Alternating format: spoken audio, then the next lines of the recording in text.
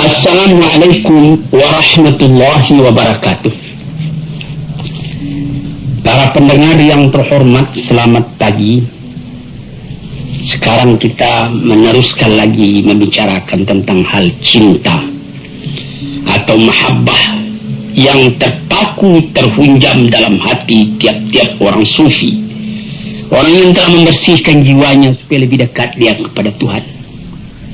Ibaratnya kalau kita pergi ke kaca besar yang ada di hadapan kamar kita, kalau kaca itu kotor atau berkabut, hendaklah dibersihkan lebih dulu kotorannya itu atau kabutnya itu, sehingga jernih. Apabila telah jernih, jelas muka kita kelihatan di dalamnya. Maka kalau sekiranya kacanya sendiri kotor, berdebu, berkabut, terhalanglah kita untuk melihat apa hakikat yang sebenarnya daripada diri itu. Dan lebih celaka lagi kalau kabut itu terjadi di balik di sebelah sana, sehingga tidak dapat kita menggosok, dia berkabut juga. Sebagai kalau kita naik kapal udara, itu kerahnya, plastiknya 2 tingkat. Yang sebelah kita bisa kita hapus dengan tangan sehingga bersih, tapi masih kotor juga karena yang sebelah lagi belum dapat kita capai dengan tangan kita. Maka usaha kita ialah untuk menjelaskan mahabbah antara kita dengan Tuhan, membersihkan halangan, rintangan yang menghambat kelihatannya kekurangan-kekurangan kita di dalam menghadap Tuhan itu. Kalau sekiranya misalnya saja dengan sesama manusia, bagaimanapun cintanya kita kepada seseorang, kalau mata kita kerut, kalau mulut kita busuk, tentu saja tidak sanggup kita mendekati. Yang kita dekati itu jauh daripada kita. Dilihat bukan dia yang salah, kita yang salah. Ini pembersihan. Sebab itu maka sekarang kita masuk kepada yang ke-9. Dulu baru 8, yaitu memandang banyak walaupun sedikit kita punya kesalahan, dan memandang sedikit walaupun banyak ketaatan kita. Ini yang ke-9, kita punya penutup dulu, lalu kita janjikan akan masuk kepada yang ke-9. Yang ke-8 itulah dia.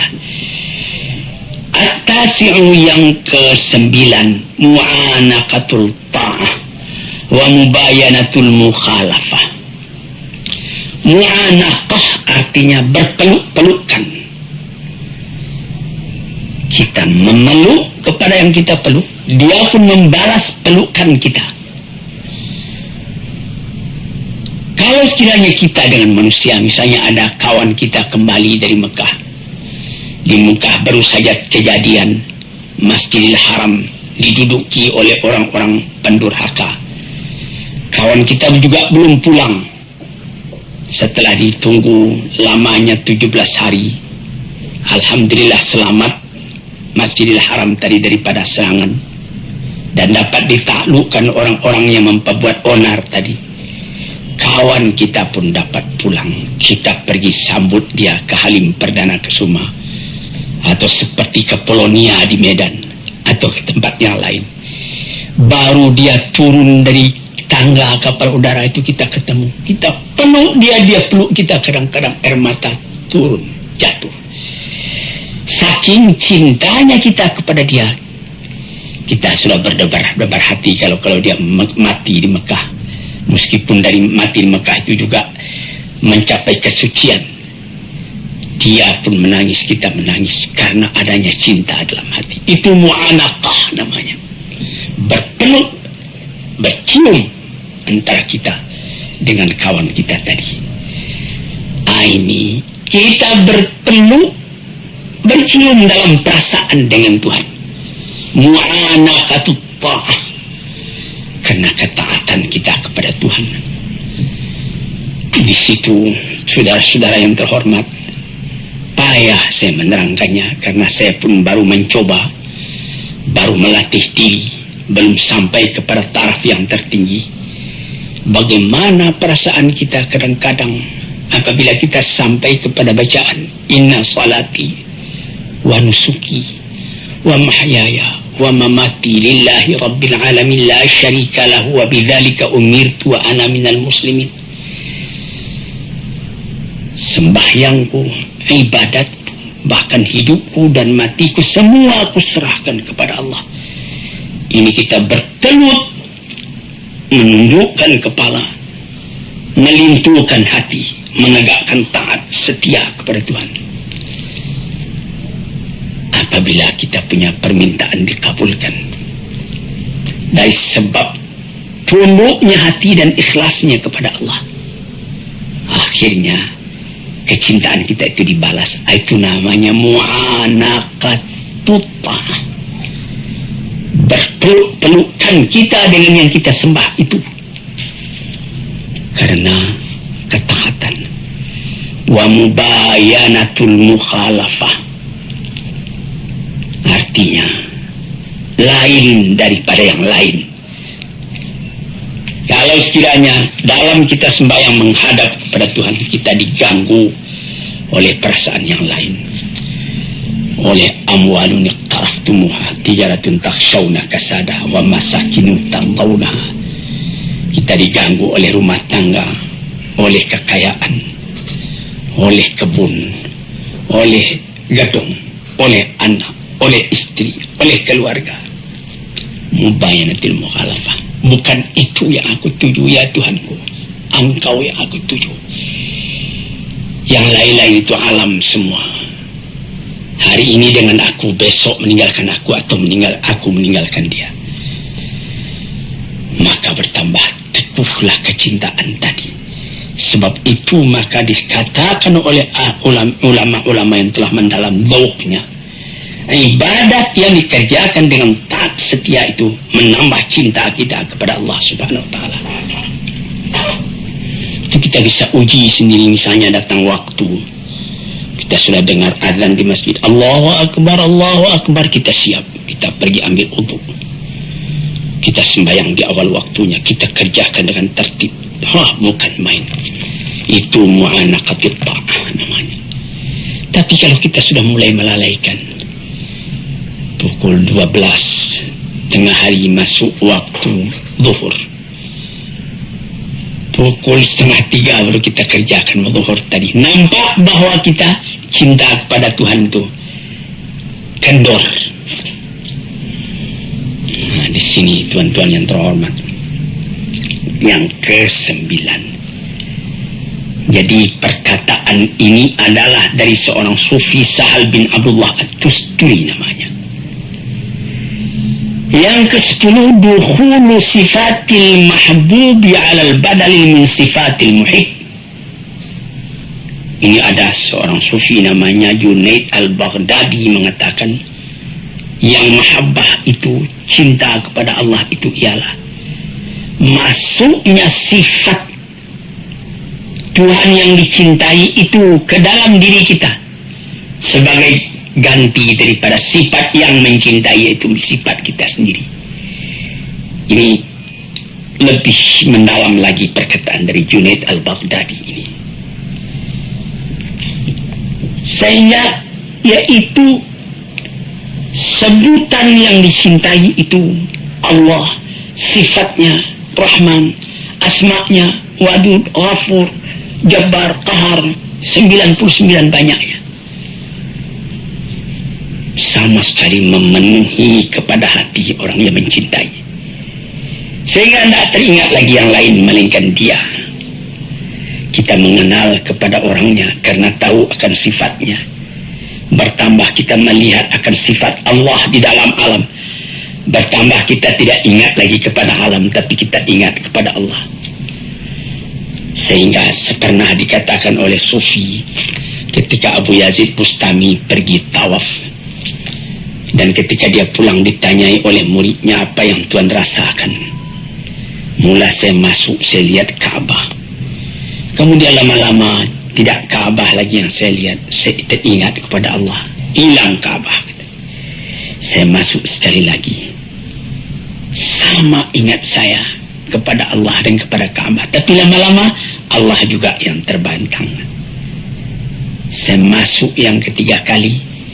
Allah yang kelihatan, lama-lama baru kelihatan Ka'bah. Saya masuk yang keempat kali, tidak saya melihat Ka'bah lagi. Allah yang kelihatan. Ini perkataan ahli-ahli tasawuf ini kalau kita dalami, kita alami, kita dalami dan kita alami akan terasa dalam hati.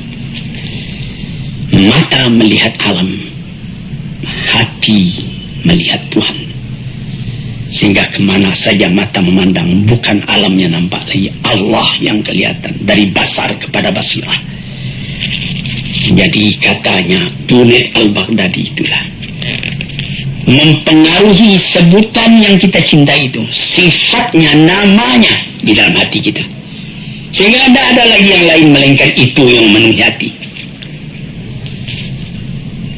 Perasaan kita, penanggapan kita yang mempengaruhi ialah perasaan itu. Sehingga segala perasaan, segala penanggapan bertukar sama sekali menghadapkan Tuhan. Dengan demikian itu bertambah lama, karena latihan itu bertambah, bergantilah sifat kita yang tercela kepada sifat Tuhan yang terpuji, yang tercinta. Sehingga sesuailah sifat kita dengan sifat Allah ala taqatil basyariyah, atas kesanggupannya seorang manusia. Yang kedua belas, antahibal kulla kaliman ahbabta fala yabqa laka minka syai'un. Engkau berikan keseluruhannya kepada yang engkau cintai. Ini adalah keinsafan belaka. Karena kalau kita fikirkan, tidak ada yang kita punya di dalam alam ini sama sekali kepunyaan Tuhan. Walaupun songkok yang kita pakai, baju yang kita pakai, celana, sepatu, arloji dan lain-lain yang lekat di badan kita ini, tambah kita dalami, ini sama sekali cuma pinjaman. Dengan takdir dan dengan izin Allah Subhanahu wa Ta'ala, sedikitlah gubuk-gubuk saya di Kebayoran Baru dari Patah nomor 3 Patah 3 nomor 1. Beberapa tahun yang lalu, kira-kira 20 tahun yang lalu, ada kawan bertanya, ini rumah Buya ini, rumah Tuan ini, rumah Bapak ini. Saya bilang, bukan, ini rumah Tuhan dipinjamkannya kepada saya selama saya masih hidup. Atau barangkali juga masih saya hidup sudah tidak saya yang punya lagi. Mengangguk kawan tadi, lalu saya tuliskan, hadza min fadli Rabbi, ini rumah adalah kurnia Tuhanku. Liyabluwani ashkuru am ashkur, untuk menguji aku syukurkah aku kepada Allah, am akfur, atau aku melupakan jasa Allah kepadaku. Jadi kufur namanya. Rumah tangga, sawah berjenjang, bandar buatan, mobil dan lain-lain sebagainya, itu pinjaman semua. Jangankan itu, nyawa kita sendiri pun pada hakikatnya bukan kita yang punya. Kenapa begitu? Yang kita punya kan kita menguasainya. Apakah Tuhan berkuasa atas nyawa Tuhan? Apabila maut datang, la yasta'khiruna sa'atan wa la yastaqdimun. Perintah Allah datang, Tuhan dipanggil ke hadratnya, satu saat tak boleh terkemudian, satu saat tak boleh terdahulu. Bukan atas kehendak kita, tapi atas kehendak Tuhan. Nah, jadi dengan jalan seperti itu kita pun insaflah. Karena memang tidak kita yang punya. Berikan semua kepada Tuhan. Tidak ada di tangan engkau suatu juga lagi, melainkan pinjaman dari Tuhan. Inilah perkataan dari Abu Abdullah Al-Qurashi, seorang sufi lagi. Demikianlah kata beliau tujuan cinta dan hukumnya. berikan iradat engkau, kemauan engkau, kehendak engkau, perbuatan engkau, harta engkau, waktu engkau kepada Allah, kepada yang engkau cintai. Engkau jadikan semuanya itu terikat di dalam ridha Allah dan kecintaan Allah. Tidak ada engkau mengambil untuk diri engkau sendiri kecuali apa yang diberikan oleh Allah. Dengan keinsafan ini pinjaman. Fata'khudahu ma minhu lahu. Engkau boleh ambil itu semua dengan tidak engkau lupakan bahwa ini cuma pinjaman. Yang ke-12, antamhu minal qalbi ma siwal mahbub. Ini perkataan Shibli. Tadi itu ada perkataan dari Abdullah Al-Tusturi, Sahal bin Abdullah Al-Tusturi, ada perkataan Junaid Al-Baghdadi, ada perkataan Abdullah Al-Qurashi. Sekarang perkataan Shibli. Apa kata beliau? Antam huwa minal qalbi ma siwal mahbub. Hapuskan dari hati selain dari yang kita cintai. Jadi la ilaha illallah, dilanjutkan lagi. Apa lanjutnya? La mawjud illallah. Tapi di sini juga lebih mendalam ini. Kalau tidak hati-hati nanti kita bisa jadi wahdatul wujud. Tapi jangan mesti sampaikan, yaitu tidak ada yang ada ini kecuali Allah punya. Aku sendiri pun dia yang punya. Kalau kita punya cinta sejati kepada Allah mau didudukkan, inilah kesempurnaannya, kata Shibli. Selama dalam hati ada sisa lagi tempat buat yang lain, cinta itu sudah meragukan. Ini yang ke-12. Yang ke-13, iqamatul itabi ala dawam. Tegakkan penyesalan selalu. Tegakkan penyesalan selalu. Apa maksudnya? Allah tazala atiban ala nafsika fi marbatil mahbub wa la tarda lahu fiha amalan wala halan. Yaitu engkau selalu menyesali dirimu. Apakah pekerjaanmu ini sudah sempurna? Masih belum. Masih banyak yang kurang. Nikmat terlalu banyak sebagaimana di dalam nomor 7 dulu, istiqlalul kathir min nafsika wa istiksarul qalil min habibika. Memandang sedikit walaupun banyak yang engkau kerjakan. Memandang banyak walaupun sedikit nikmat yang engkau terima dari Tuhan. Tuan-tuan yang terhormat, kalau Tuan pelajari, Tuan renungkan pengajian tasawuf ini, barangkali banyak kesulitan dalam rumah tangga yang dapat Tuan obat sendiri. Saya hampir tiap petang orang datang ke rumah saya, mengadakan konsultasi, menanyakan keadaannya, menyebut kesusahannya dan lain-lain sebagainya. Ada yang mengatakan, saya sudah menjalankan fatwa Bapak. Saya sudah tahajud kalau malam. Kalau siangnya saya sudah sembahyang duha sampai 8 rakaat. Saya sudah mengerjakan sembahyang tobat hampir saban hari. Saya sudah mengerjakan sembahyang tasbih dan lain sebagainya.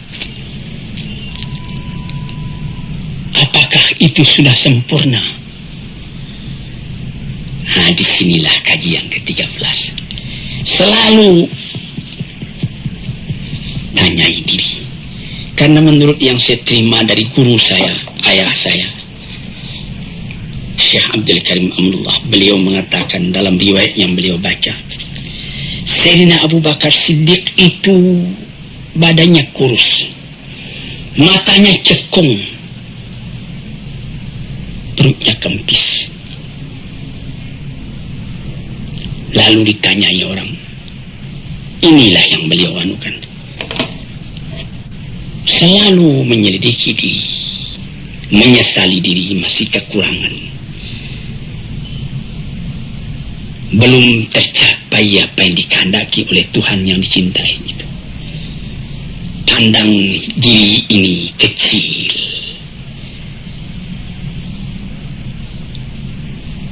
Orang yang semacam engkau kecilnya akan mempertalikan cinta dengan Tuhan yang maha besar, maha agung. Siapa engkau wahai? Tiliklah diri apakah sudah sampai taraf iman kita, taraf amal kita, ibadat kita kepada yang patut. Sampai Nabi kita sallallahu alaihi wasallam sendiri saban malam beliau tahajud. Siti Aisyah juga tahajud. Habis tahajud beliau sudah tidur kembali istirahat. Nabi masih saja tahajud. Hatta tawarramat qadamahu, sampai pegal dia punya kaki keduanya. Siti Aisyah bertanya, mengapa sebanyak itu Tuhan sembahyang? Padahal Tuhan punya dosa kan sudah diampuni. Apa jawab beliau? Alam akun abdan syakura. Apakah tidak pantas kalau aku bersyukur kepada Tuhan, katanya. Dan pun Nabi mengatakan, orang yang beriman itu memandang dosanya sebagaimana dia duduk di bawah bukit, takut jatuh bukit itu kepada dirinya. Tidak ada dosa yang kecil, semua dosa dianggapnya besar. Yang di dalam kata modern tabkitud dhamir, atau tolakkan hati atas perbuatan sendiri yang salah. Sekian 24 jam sehari semalam disediakan buat beribadat kepada Tuhan. Tidaklah cukup kita memenuhi yang 24 jam itu dengan ibadat, melainkan kelalaian juga yang ada. Kita sembahyang, tapi kita berjalan lagi, kita bekerja lagi. Memang Tuhan juga yang menyuruhkan. Tapi berapakah lamanya kita ingat kepada Tuhan? Nah, inilah yang nomor 13. Yang ke-14.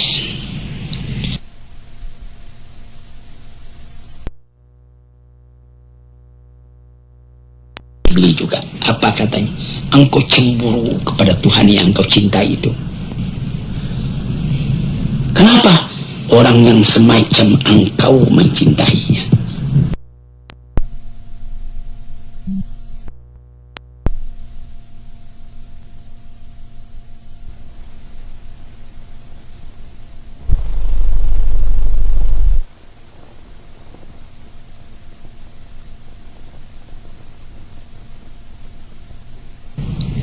Antughara 'alal mahbub an yuhibbahu mislak. Ini perkataan Khibli juga. Apa katanya? Engkau cemburu kepada Tuhan yang engkau cintai itu. Kenapa? Orang yang semacam engkau mencintainya. Memandang hinanya, kecilnya diri, sebagai sambungan penjelasan dari nomor 13 tadi. Zirah, apakah baru yang saya dapat kerjakan dalam umur yang terbatas ini, dalam tenaga yang terbatas ini, dalam angan-angan yang menggerek langit, tetapi kita tidak dapat terbang ke udara. Jadi terpandang besarnya Tuhan, terpandang kecilnya diri, dan diri yang kecil itu tidak dapat melepaskan diri dari para rahmat dan nikmat Tuhan. Apakah usahaku membalas kesalahan yang begini saja kepada diri? Ini sudah satu kemajuan dalam rohani manusia. Sekian dulu, nanti lain hari kita sambung lagi ya. Assalamualaikum warahmatullahi wabarakatuh.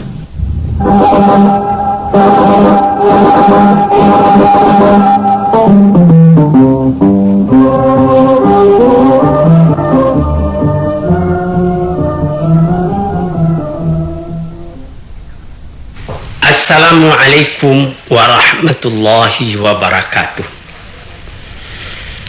Para pendengar, peminat kuliah subuh yang saya cintai dan saya hormati, saya ucapkan selamat pagi dan selamat mengerjakan ibadat sembahyang subuh. Badan sehat, langit cerah, alam terkembang, dan nikmat Allah berlimpah ganda datang kepada diri kita masing-masing. Pada waktu yang sudah-sudah di dalam memperkatakan soal-soal tasawuf agak panjang telah kita bicarakan tentang mahabbah, tentang hubungan kita dengan Allah, hubungan kasih, hubungan cinta, hubungan kasih sayang. Hampir 2 bulan pengajian kita tentang cinta ini. Sekarang setelah kita mengaji tentang cinta, kita akan terus kepada akibat dari cinta. Apa akibat dari cinta? Cinta itu sendirinya menimbulkan cemburu atau menimbulkan ghirah dalam bahasa Arabnya. Dalam keadaan yang lain, di dalam bahasa yang populer juga disebut fanatik.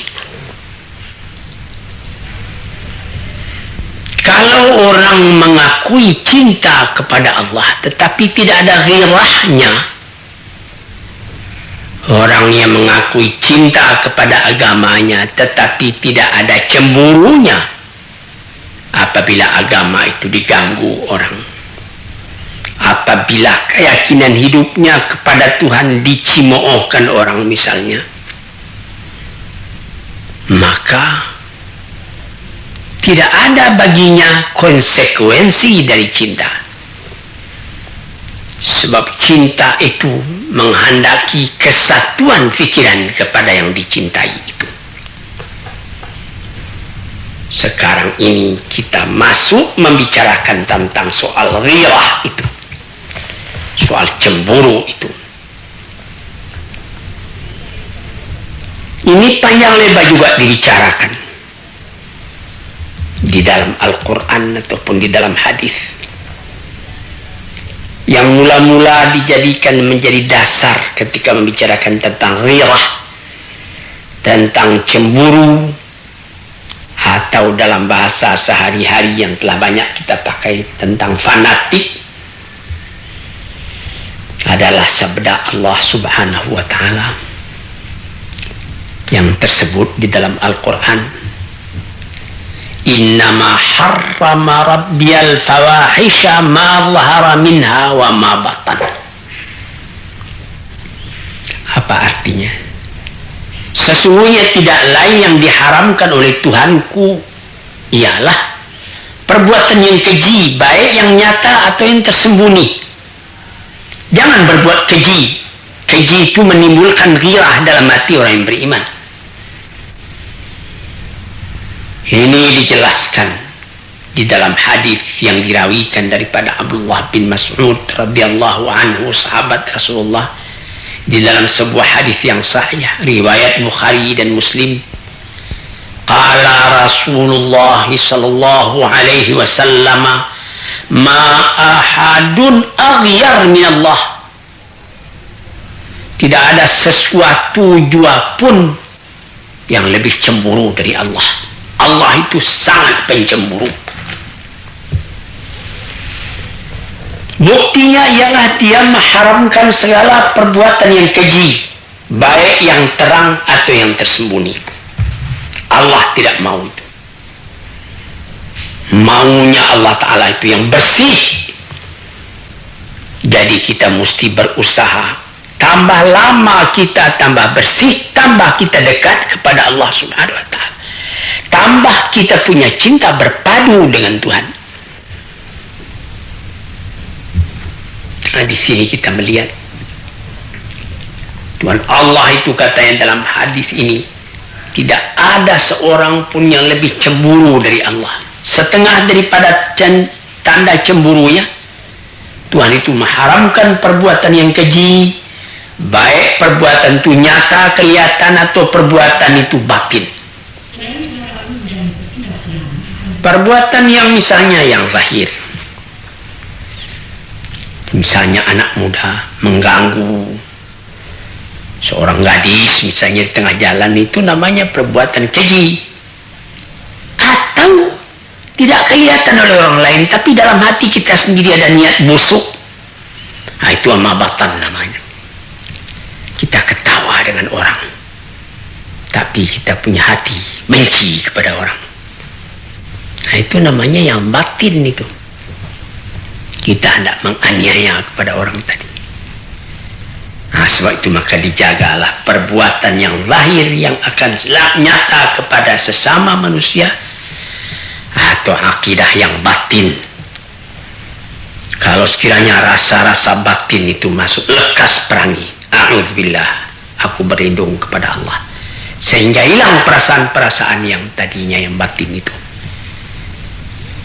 Jadi di situ maka kecemburuan Tuhan itu pun dapat dihindarkan.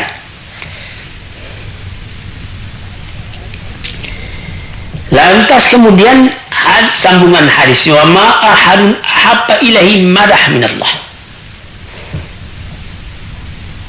wa min ajli dzalika athna ala nafsihi.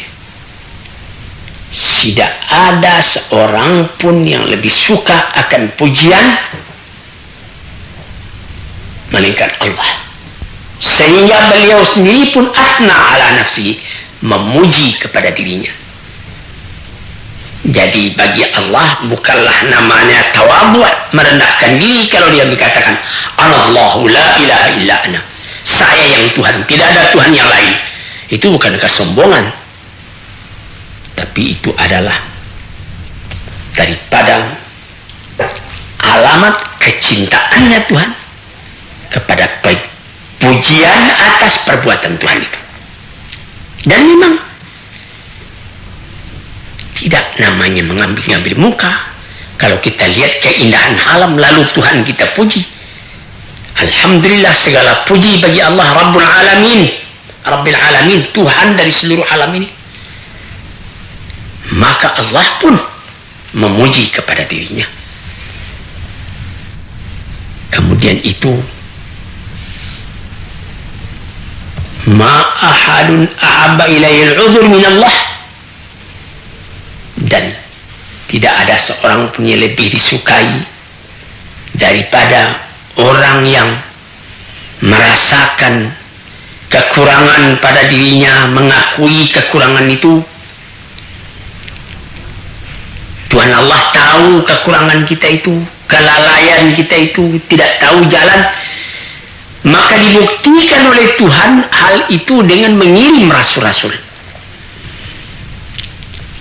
Dikirimnya rasul-rasul sejak dari Nabi Adam atau Nabi Nuh sampai kepada Nabi Muhammad sallallahu alaihi wasallam, menunjuki kepada manusia jalan yang harus ditempuh di dalam kehidupan dunia ini. Jadi di dalam hadis yang sahih yang lain yang dirawikan oleh Abi Salmah dari Abi Hurairah radhiyallahu anhu, Rasulullah pun pernah mengatakan, innallaha yaghar wa innal mu'mina yaghar wa ghairatullah an ya'til 'abdu mahram 'alaihi. Tuhan Allah itu menurut hadis yang sahih ini pencemburu. Orang mukmin pun pencemburu sebagai cemburunya Allah itu. Maka ghirahnya Allah itu yaitu yang akan menimbulkan cemburunya Tuhan kalau ada hambanya yang sengaja berbuat barang yang dilarang oleh Allah. Itu Allah tidak suka. Dia cemburu keadaan demikian itu. Mengapa demikian? Nah, kalau tidak ada cemburunya itu tanda tidak ada cinta. Kita bawa saja misalnya kepada misal yang lahir dalam kehidupan kita sendiri. Kita mengatakan cinta kepada istri, cinta sejati kepada istri, tulus ikhlas sehidup semati. Lalu Tentu kita tidak senang kalau ada orang lain yang pergi mengganggu istri kita itu. Kita cemburu. Lalu ada orang dibiarkannya saja istrinya bermain-main bersanda gurau dengan laki-laki lain. Nah, itu orang dikeragui cintanya. Tandanya cintanya itu tidak bulat. Atau barangkali orang itu dayus. Tidak ada lagi rasa cemburu dalam hatinya. Ini orang-orang celaka. Sebagaimana pepatah orang Arab, fatana likulli musibatin fi dinihi wa idza yusabu fatina likulli musibatin fi malihi wa idza yusabu bidinihi lam yash'uri. Sangat harus perasaannya. Dia merasa cemburu kalau akan terganggu harta bendanya. Tetapi kalau agamanya yang tersinggung, dia tidak merasa. Ini orang juga sudah orang sakit, tidak ada kecemburuan sejati dalam dirinya. Jadi cemburu ini mesti ada. Kita sebagai umat yang beragama mesti ada cemburu. Karena dari sebab cinta kita kepada agama tadi. Misalnya ada orang injak-injaknya Quran, lalu kita ketawa saja. Tandanya kita tidak beres.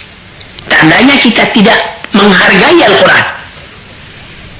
Demikianlah seterusnya. Jadi cinta itu adalah akibat, cemburu itu adalah akibat dari cinta.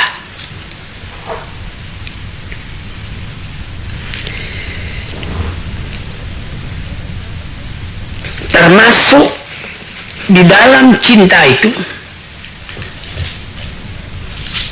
disebutkan di dalam surat dalam Quran, wa idza qara'tal qur'ana ja'alna bainaka wa bainal ladzina la yu'minuna bil akhirati hijaban mastura.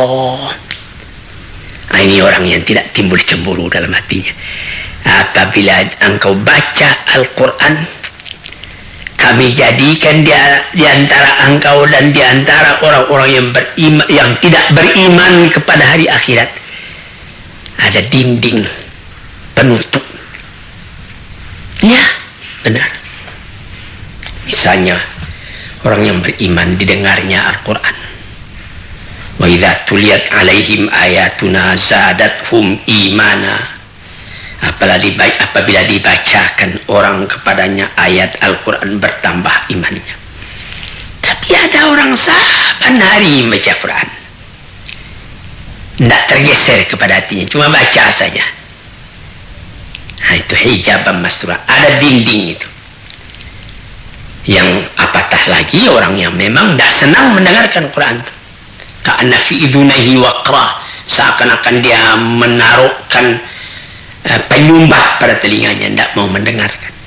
Nah, ini orang hijaban mastura, tertutup telinganya. Sebab itu tidak ada gairahnya. Jadi jangan tuan tuduh kalau orang yang cintai kepada agamanya, lalu dia sembahyang dia awal waktu,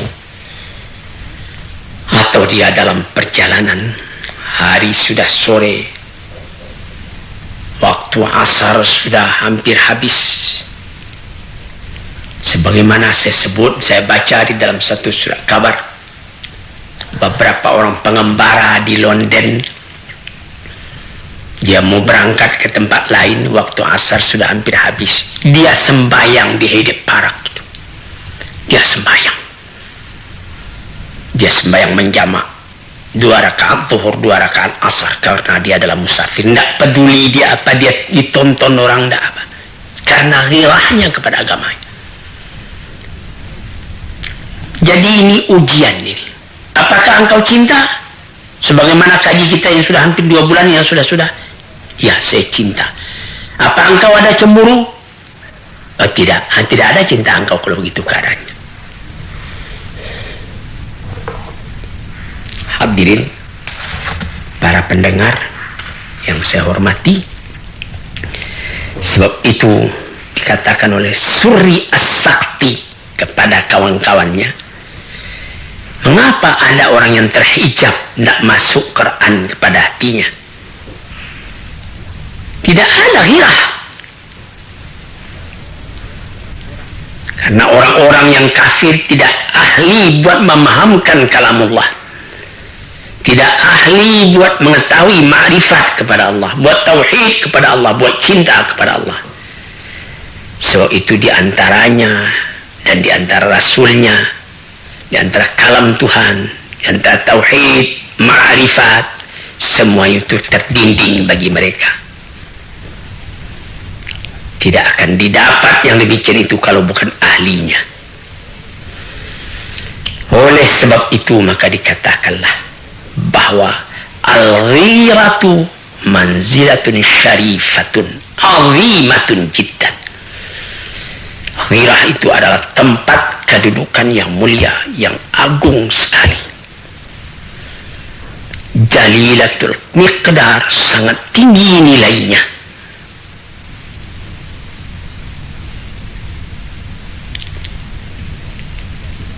Nah, di situ. Jadi ghirah itu yaitu tidak suka dicampuri, tidak suka diganggu gugat hubungan kita yang begitu mesra dengan yang paling kita cinta, dan sangat kita menjaga agar cinta yang menghubungkan kita kepada yang kita cintai itu, yaitu kepada Allah Subhanahu wa ta'ala, tetap melekat kepada kita, jangan terganggu oleh yang lain.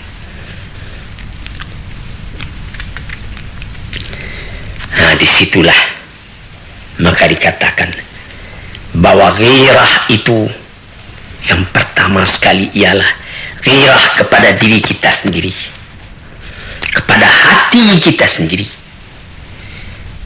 Apakah baru yang dapat kita kerjakan buat mencapai cita kita mendekati Allah? Di manakah kekurangan kita? Bertambah kita banyak memikirkan itu, bertambah menyesal kita kalau ada kekurangan, bertambah kita buru lagi, menambah lagi, menjauhi sifat-sifat yang tercela, memenuhi diri dengan sifat-sifat yang terpuji. Itulah ghirah yang menjadi keistimewaan dari jiwa yang suci, yang bersih, yang tinggi.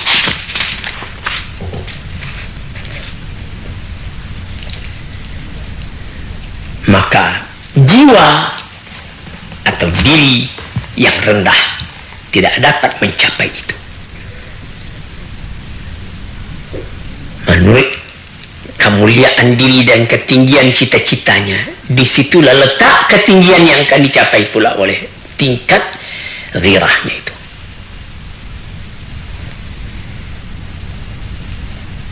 Dibagi pula oleh ahli-ahli tasawuf ghirah itu, ghirah Allah kepada hambanya dan ghirah hamba terhadap Tuhannya.